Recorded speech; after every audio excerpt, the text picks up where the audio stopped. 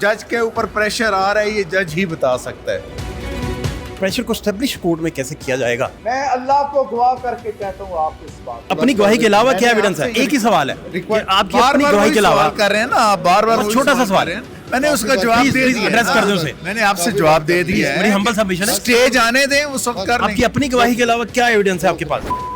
वालों ने मेरे चीफ जस्टिस को अप्रोच करके कहा शौकत अजीज सिद्दीकी को बेंच में मत शामिल करें। आपके पास क्या एडमिसिबल कोई एविडेंस है हेसे के अलावा? फैज साहब की डायरेक्ट आपसे मीटिंग हुई? बाजवा साहब के हवाले से भी बात कही जा रही थी कि वो हेयर से एविडेंस है। कोर्ट के सामने इसको कैसे प्रोड्यूस करेंगे? आपकी ये बात हुई है, कोर्ट तलब करेगी, कर लिया, फर्ज करें हो गया, तो ये पता था नुकसान किसको हुआ, उसके नाम का पता है लेकिन बेनिफिशियरी का नाम नहीं पता। एज ए जज ऑफ हाई कोर्ट मुझे क्या पता कि कौन बेनिफिशियरी और किसके लिए ये काम कर रहे हैं। अच्छा शौकत साहब, आज आप समझते हैं कि हालात उसी तरह हैं? आज भी जजेस को, जुडिशरी को उसी दबाव का सामना है? वक्त आने दे, सारी चीजें, अभी वो स्टेज नहीं आई। सर कैसे हैं आप? ठीक हैं सर, खैरियत है?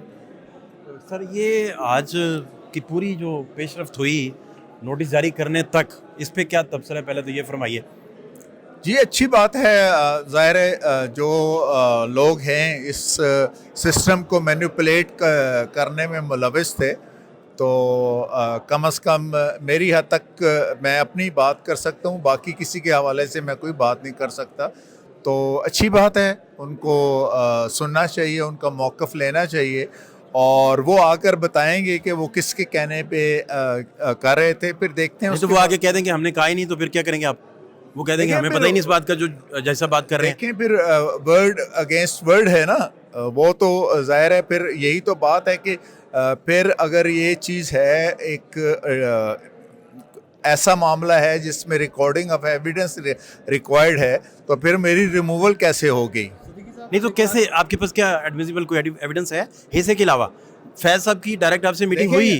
देखें हेयर से वाली कोई एविडेंस की बात ही नहीं है, डायरेक्ट एविडेंस है। इवन ये जो बाजवा साहब के हवाले से भी बात कही जा रही थी कि वो हेयर से एविडेंस है, वो हेयर से मेरी देखें as a student of law मैं ये कहता हूँ कि वो हेयर से एविडेंस नहीं है। जब आप किसी पर्सन को नॉमिनेट करते हैं और उसका स्पेसिफिक हवाला देते हैं जी कि ये फ़लाँ शख्स ने मुझे ये बात कही, तो वो हेयर से एविडेंस नहीं होता। ओके, कोर्ट के सामने इसको कैसे प्रोड्यूस करेंगे? आपकी ये बात हुई है?